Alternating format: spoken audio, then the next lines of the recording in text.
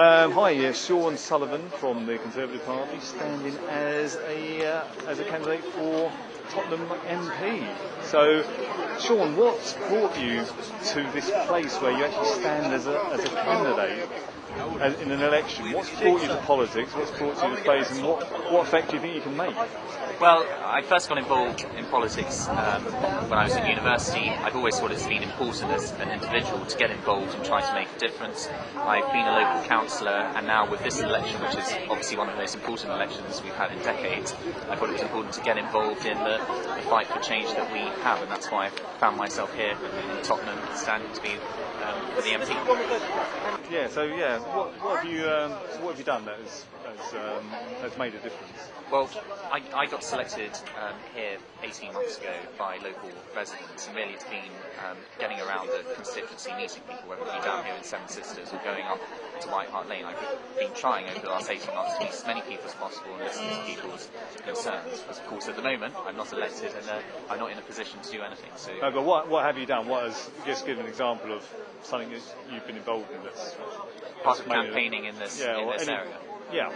I've been very pleased to be part of the campaign in relation towards Corner. I think it's important that we preserve the heritage that Tottenham has, and that's in two ways. Firstly, we've got lots of historic buildings which I think the council acts towards in a way that's akin to being abandoned. I think it's disgraceful that when we have historical heritage here in the form of our buildings, that the council looks at them and thinks, let's tear it down and replace it with glass and concrete. So if I was elected as Member of Parliament here, I would be a champion for maintaining what makes Tottenham beautiful. And secondly, it's not just the buildings, it's our open spaces. We're in London, our open spaces are our lungs, and it's a disgrace that the council is trying to build on parks like Down Lane Park. And again, as Member of Parliament, I would speak out against the council when they're trying these acts of vandalism when it comes to our heritage. Do you think the Tottenham Hale development is a positive thing? We should have more of that? Yeah, we need to have more good quality housing in Tottenham. We need to do it on spaces where it's appropriate, so brownfield spaces. It is not appropriate to be building on beautiful parkland because that is not in a significant supply in this area. So you approve like behind Tottenham Hale Station, that new development there? You would encourage more development like that? On brownfield sites, I'm quite happy for us to build as long as we feel we've got the infrastructure to support it. And in London, we're lucky because we've got the general infrastructure to support those sort of developments. But again, we've got to make sure we do it right. We've got to make sure there's the GP surgeries. We've got to make sure there's the additional buses and tube capacity to deal with it. And at the moment, I'm not sure they're getting that balance right. And how about the actual shopping, Tottenham Hale shopping? Do you think it's good to have multinationals like B&Q and Asda and all of that? Is that a positive thing for the area? Yes, well, like all things at Tottenham, it's the diversity which is key, and so we have a diversity in business, which means that we have small businesses across the constituency that do well and bring a diversity to Tottenham that's really welcome, but there's no reason why we shouldn't have a centre for larger businesses, and of course we know that people want that because people go there and buy. But how does that affect local business, small businesses? Well, the key thing is you need to have the two coexisting. There's no way in which we're going to say let's ban big businesses in Tottenham and the public wouldn't want that. The thing you have to do is to make sure that it's viable for people to run their small business, to employ people locally, and not, for example, have to deal with government bureaucracy or too high taxes that mean that they can't do that job. But those big businesses, it makes it a lot easier to have one big car park. For all of them to share one big car park, it's like a dream. Yeah. No small business can why not have a development like that and have just a whole marketplace of small? Well, you're absolutely right that sort of development, big business have got it right. They know what they need to run their businesses. Small businesses are in a more difficult position because they find it more difficult to get together and demand what they need. But that's where the council needs to step in. So if you have a high street that has lots of small businesses on it, the council needs to support it. So they need to make sure there's the parking available. They need to make sure that if someone's stopping off with their local small business, they're not going to get clamped within 10 minutes of being there. But that's about the council stepping in to support small businesses. It's not the fault of big businesses being present in the borough. being a member of a party, in your case the Conservative Party, when have you ever voted against one of the policies that your party supports? Well, I'm lucky in that I agree generally with the platform of the Conservative Party. I do disagree on certain issues. For example, I'm someone who doesn't believe that we should make people pay for higher education. When I was at university, I campaigned against tuition fees, and in principle, I do not support tuition fees, and particularly for an area like Tottenham, where we so desperately need to encourage people to continue with their education. So it is scandalous that the Labour government of all governments has made people pay increasingly more and more for their education. Now, my party says that the financial situation at the moment is such that we're going to have to maintain that situation. But personally, I am, in principle, anti-tuition fees. So that's one example where I certainly am happy to state that I have a different position to my party. So if you did become MP and you formed a government, would you be happy to vote against what you believe in? Well, that's the nature.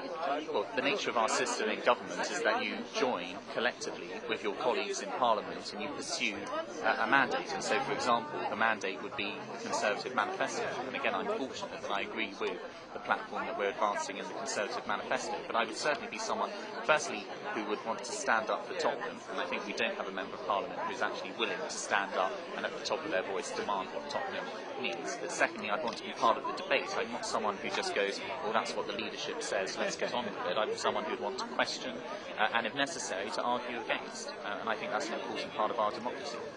Do you think the arms trade is the arms industry is an industry that we should be supported as much as we are supported?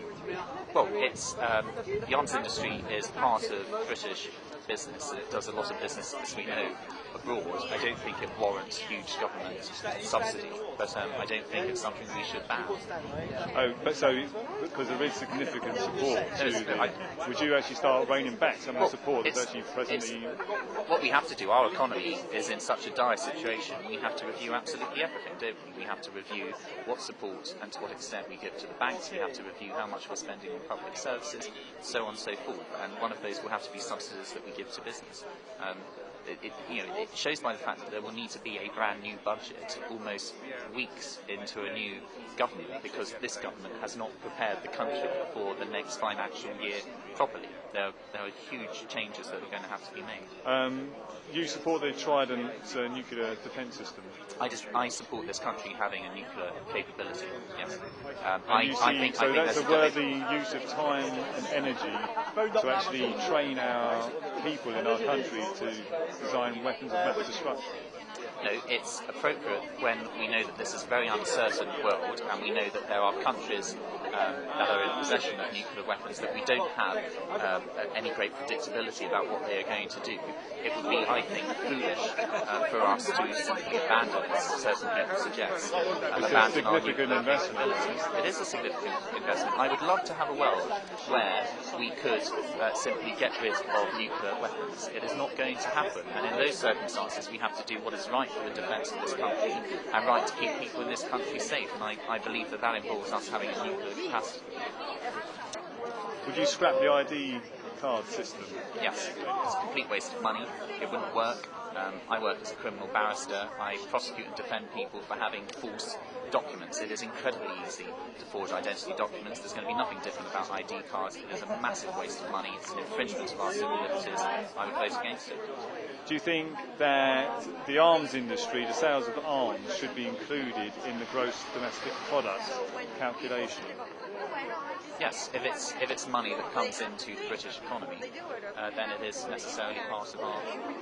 So by selling more arms, we're actually becoming a stronger country. Well, I don't want to get particularly caught up on arms. I want us to have a strong manufacturing base. I want us to have strong technologies. But arms are slightly different to like Weetabix. They are, absolutely. That's a very good point to make. But they are designed to kill. They are, and we have to supply our own military.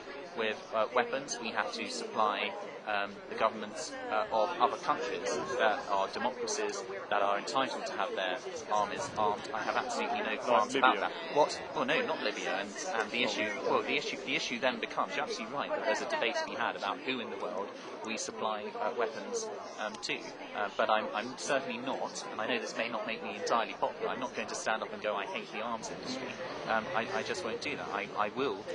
And I would look very carefully at who we supply weapons to, but I'm not going to say the arms industry in and of itself is a bad thing, partly because we should be giving more military equipment to our own troops that are engaged abroad at the moment, so I can possibly criticise the arms industry on that basis. Lovely. Well, thanks for your time then, Sean. Okay.